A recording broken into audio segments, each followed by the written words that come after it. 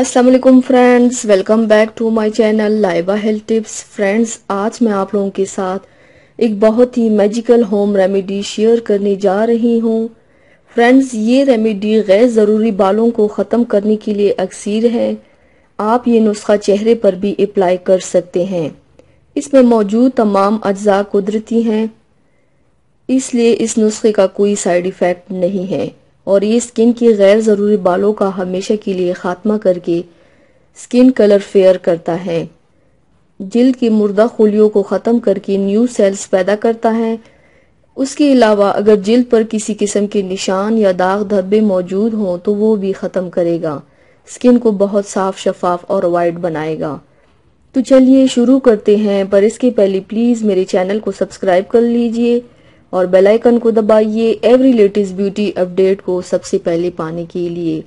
इसके लिए आप लोगों को चाहिए हल्दी 1 खाने का चम्मच, बेसन 1 खाने का चम्मच, आटा 1 खाने का चम्मच, दही 1 चाय का चम्मच, दूध 1 खाने का चम्मच।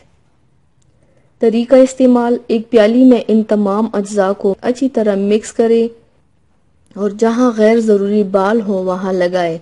सख्त हाथों से मसाज करें और 15 से 20 मिनट तक के लिए छोड़ दें। जब ये मिक्सचर खुश्क होने लगे तो हल्के हाथों से रगड़कर उतारें।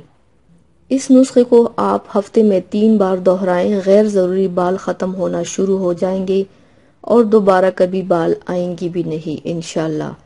तो व्यूवर्स, थैंक्स फॉर वॉचिंग। मेरी वीडियो को लाइक और शेयर ज़रूर कीजिएगा। मिलते हैं एक और नई वीडियो में, तब तक के लिए अल्लाह हाफिज़।